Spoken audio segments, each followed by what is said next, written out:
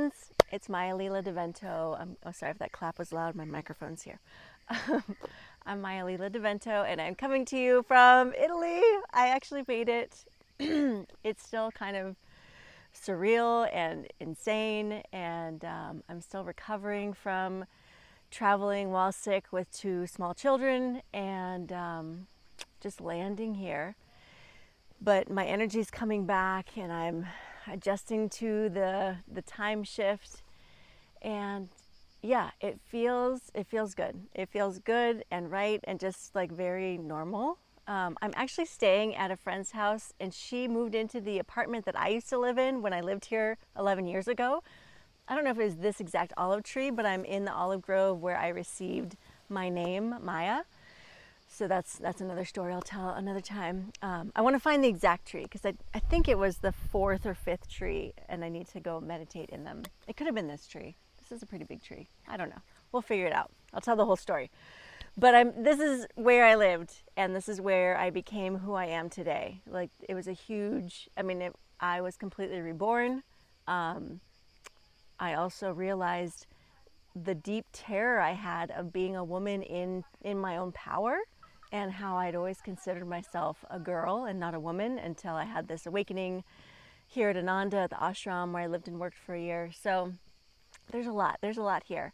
We are still planning on going to Greece, but we're here in Italy for a little while, for a few weeks, and we're having reunions with friends, and I'm going back to the old places that I used to live and spend my time. It's interesting because driving out here we're outside of Assisi in Umbria, and I don't explicitly remember, everything looks different. It was 11 years ago, so, things look different, but my body remembers. Like when I'm driving on the roads, it's very windy roads getting out here in these hills. And driving on the roads, like my body remembers, oh yeah, there's this turn and then you need to downshift in order to make it up, and I'm driving a manual car again for the first time since I left, I think. But it's fascinating, the muscle memory that's there in my body, and it's fascinating having my daughters here. They love it. Shasta has already said, Mom, I want to live in Italy forever. And I'm like, well, the plan is to go to Greece, but I don't fucking know. We'll see what happens. And the girls are acclimating to the food. There's some things they're loving. Like we had some ravioli with ricotta and tomato pesto sauce, and they really like that. Not so much the mushroom lasagna, because River used to like mushrooms. She doesn't like mushrooms anymore. And the fruit is delicious. They're really enjoying the fruit. So lots of fruit and steak and, bread. The bread I can eat. So I heard this before coming over here, which I was like, maybe it's true, maybe it's not. I'm not gluten intolerant, but when I eat bread, I get bloated.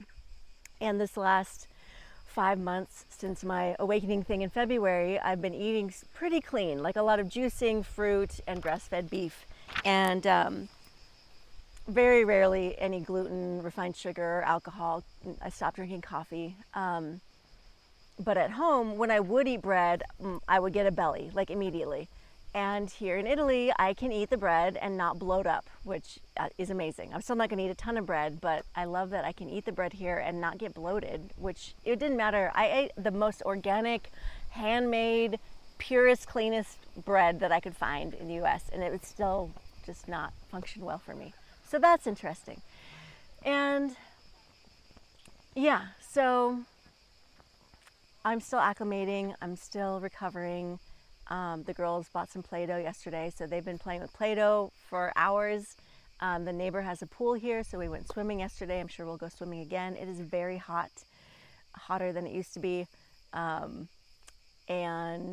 so, we're kind of used to that. We were in Oregon. We didn't have air conditioning for a few months before we came over here, and it was hotter. It was like 108, and here's in the upper 90s, I think, or mid 90s.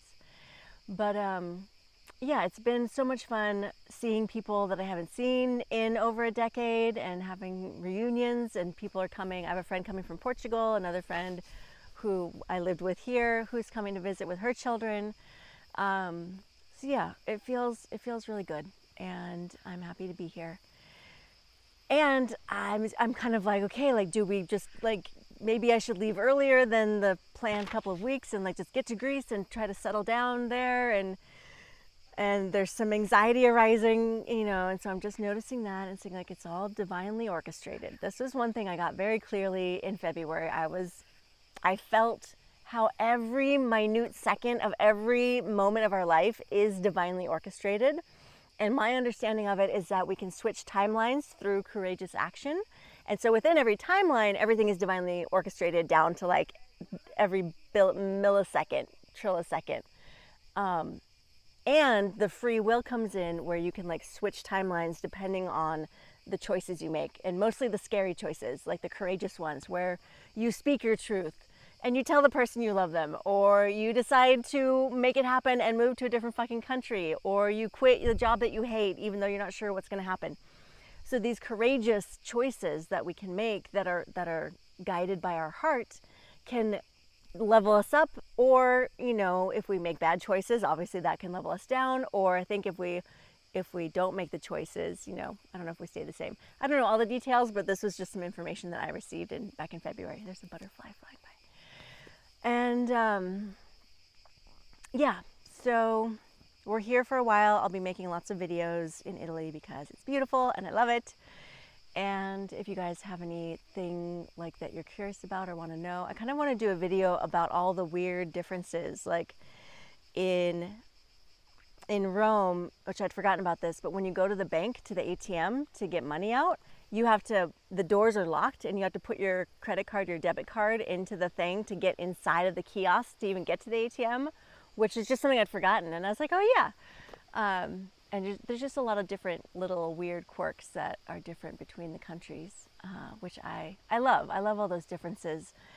And it's kind of enlivening, you know, coming over here. I haven't spoken Italian for over a decade, but it's all still there. Like I'm still 85, 90% fluent. And so that came back online. So that was just a lot of fun, being able to speak and converse and get a cell phone and navigate taxi cabs and explain what I want and things like this in a whole another language, which I love having that capacity to do. But yeah, it's so much energy and so much brain power navigating everything. Like at the grocery store, to the grocery store, and for the carts, like you have to put in a coin to like get a card out. And I was like, I don't want to put a coin in, but it's just like there's so much novelty and newness that your brain has to like fully activate when you're traveling, which is, I think, one of the other things that I love so much about living in different places and traveling, is that my brain gets used to a higher capacity that it doesn't when I'm just living in one place and not, I guess, not stimulated by novelty. And yeah, I do like novelty and stimulation, and I have ADD. So I thrive in this kind of situation. Though it is, again, it's more exhausting, obviously, now that I'm older and I have children with me, because it just ratchets everything up multiple levels. But it's been feeling good. I feel really grounded and just stable in my body, and all of the fucking years of meditation and all of the neurological work that I do with the kindred meditation and other things, no matter what has gone wrong or come up, I've been in a place of like not freaking out and being okay. Like when I threw up in the Tesla Uber on the way to the airport, and other things have come up that threw snags in our plans. But everything has been working out pretty easily and seamlessly and flowing. So I very much appreciate that. And what else? Let me look at my notes. So yeah, making change is hard. Following your dreams, especially in a world that says follow your dreams, but then gives you no support to do it, is hard. But I feel like it's so important that we do follow our dreams and that we do make changes when we're not living our highest version of ourselves and living our life at the highest capacity for our authentic truth. And so I just want to let you guys know that I'm offering clarity sessions, like it's kind of clarity and dream life sessions, where we do a deep dive and really dig into what it is that you want and what it is that's blocking you and what changes you want to make, and what lights you up and what brings joy and energy and aliveness into your life, and what drains your energy. Because when we get clear of especially what gives you energy and what drains your energy, we can begin to change our life so that it is in alignment with who we truly are, who we're here to be, what our life purpose is, our highest joy, and we can begin to give our gifts to the world and be of service to the world in the way that we came here to do. So I'm offering clarity sessions, and I also offer longer term coaching. And I do a lot of different modalities. I do human design, I do kindred, which is a form of somatic therapy and intuitive movement that really gets you from your head into your body and your heart, which again is a skill that is not supported by our current society, and most of us are having to relearn if we want to move out of anxiety and like a mind directed life of logic and rationale, which doesn't take you where your heart wants to go and doesn't get you the life that you really want to be living.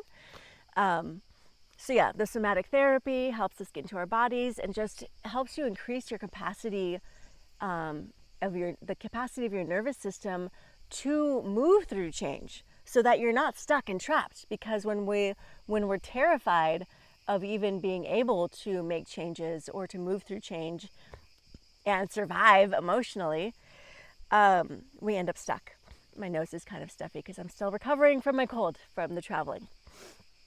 So, and there's other modalities. I've been on, as most of you know, I've been obsessed with the spiritual path for a few decades now, and meditation and self-improvement, and like reading all the books, listening to all the podcasts, watching all the videos, like doing all the exercises, all the things. And I finally feel like I've come over the crest.